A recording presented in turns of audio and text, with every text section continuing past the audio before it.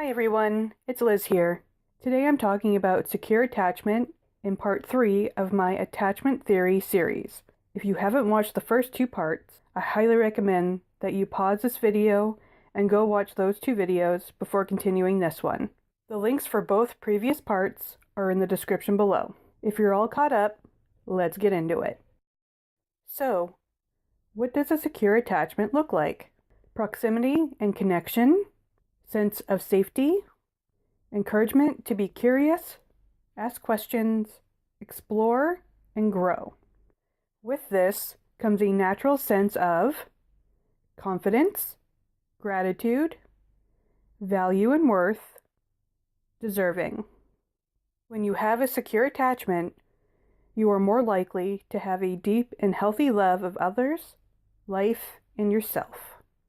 So with that said, you may find yourself saying something like, "But Liz, I didn't develop a secure attachment with my parents growing up. How do I develop it now as an adult?" The first thing is to self and co-regulate.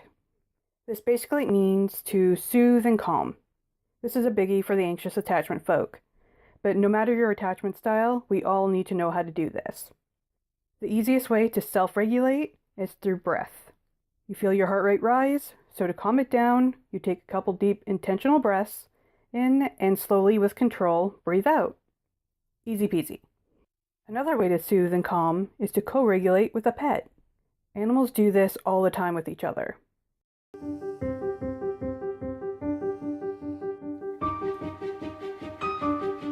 It was an immediate bond they had. I think that they could just sense that they'd been through a lot of the same stuff in the past. I have two cats, Misty and Luna, but Luna is the cuddle bug. So whenever I'm feeling stressed out, I scoop her up and hug the shit out of her until I feel my stress melt away. She purrs and kisses all my yuck away. I will say one thing that, I know this about myself because I'm just like, we had a moment of conversation when we were hanging out and talking by the beach when we were talking about friends and like, who you rely on for your emotional support and that kind of thing. And I know about myself that I rely so heavily for my emotional needs on the dogs. Yeah. How difficult it is for me to not have any animal interaction for a week. Just like I talk to them, like not in a, I'm telling you my problems, just talking at them in the most obnoxious voice. I need their love. I need something to like take care of, It's like, it's really difficult for me to not have that, Yeah, I kind of feel like every dog in some way is a therapy dog because in a way, like Unless you're me, then you're Karma's therapy person. no, but they're your therapy dogs. I mean, you literally just described the therapy dog. Yeah. Like you get to have this release of talking to them or touching them or holding them, and it helps you. It helps me a lot personally. Yes. And we went a week without dogs. We did meet a cat, a feral cat. It just ran up to me. I was so excited. On our last day, we were playing chess on the giant chessboard, and all of a sudden, this cat just comes out of the bushes and starts running at me. I'm like, oh my God. It's like you knew I needed you today. Yeah, we were actually just talking about how much we missed, not even our dogs, just dogs. Just any dog. We I'll just take miss any dogs. dog. And a cat runs up to this little courtyard that we're on. And of course, Jenna like walks over to it and is like, "Hey, baby, come here." And the thing like rolls on its side and is like, "Okay, pet me now." Like it was a really sweet cat. She was really willing to like be loved. I needed that though. Yeah. I really needed that. We spent like a couple hours with her. I know. Well, because I don't know. I'm not a person that needs like, I confide in you. Like I talk to my mom, I don't need like a million friends. I'm pretty like independent and self-sufficient in that way. Very independent. But like I absolutely, this type of relationship is something that fulfills me a lot and not, and I know it's like a meme or like a joke, but like I'm actually, and I think there's people that exist that it just like, when you talk about a crazy cat lady that just has like 50 cats, but like that's a funny joke, but like that woman is happy. Yeah. Maybe not 50, whatever the legal amount is to have. But like that, it feels really good. And for some people, it's just like, I don't know, it's just a thing. That's what I feel like. And when I don't have that for a week, it feels like an eternity. And I feel like a part of me just like isn't happy. Yeah. Number 2, Affirmations and mantras. Using affirmations and mantras can be incredibly powerful when used consistently. I use them for two things: self-regulation and to reprogram my subconscious. Your thoughts and beliefs create your reality. Consciously, you may believe that you're worthy of love or abundance or fill in the blank. But if you have a subconscious insecure attachment, usually due to trauma, making it a quote-unquote attachment trauma, your reality will reflect the subconscious belief over the conscious one. Using affirmations and mantras consistently can reprogram a subconscious insecure attachment. This can also go the other way. When you hear a negative statement often enough, whether it's something you say to yourself or something you hear from others, most people will begin to believe it and act accordingly. So why wouldn't that be true when used in a positive, beneficial way? Number 3, boundaries. Avoidance may think, quote unquote, I got this one in the bag, because we tend to believe that distancing ourselves from others is the same as setting boundaries. It isn't.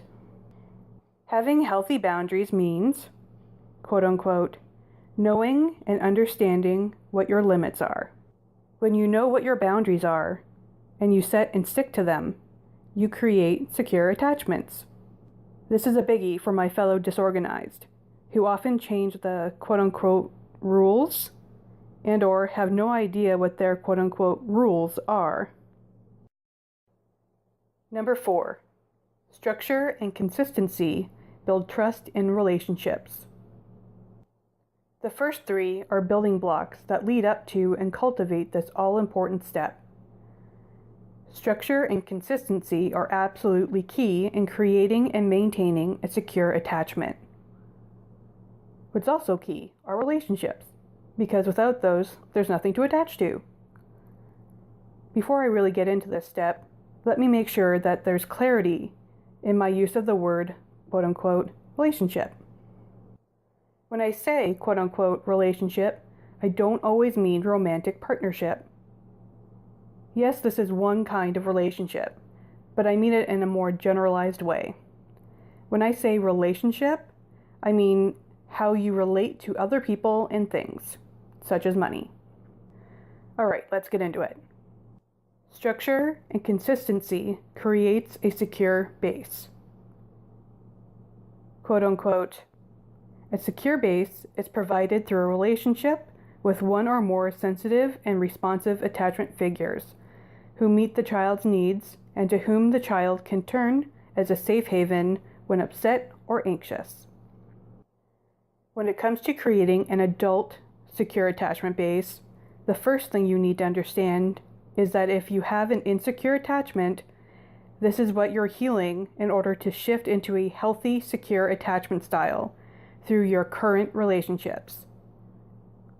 For example, a recent aha moment for me was realizing I had a disorganized attachment in my relationship with money, because on a subconscious level, I had a correlation between my relationship with abundance and my relationship/attachment style with my mom as a child. In order to heal my relationship with money, I first had to realize, quote unquote, money is not my mom. Understand, my relationship with my mom now is the best it's ever been. Healing my relationship with money doesn't mean I have to heal anything with my mom. It's about awareness of the attachment style and where I developed it from.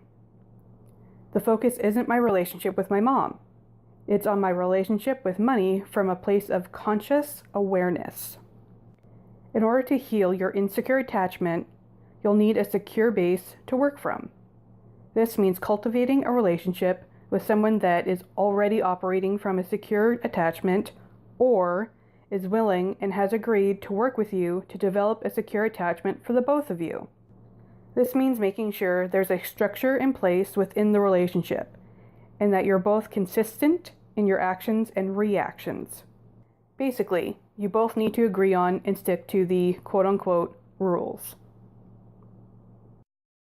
So what are the quote-unquote rules? In adult relationships, the rules for a secure attachment are generally attentiveness, engaged, responsive to needs, open communication, encouragement to explore, support, reliability/nearby, respect of clear boundaries.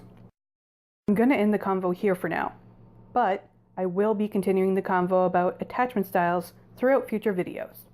For now, that's all I have for you for today. I hope you found it informative and helpful, and I will see you next time.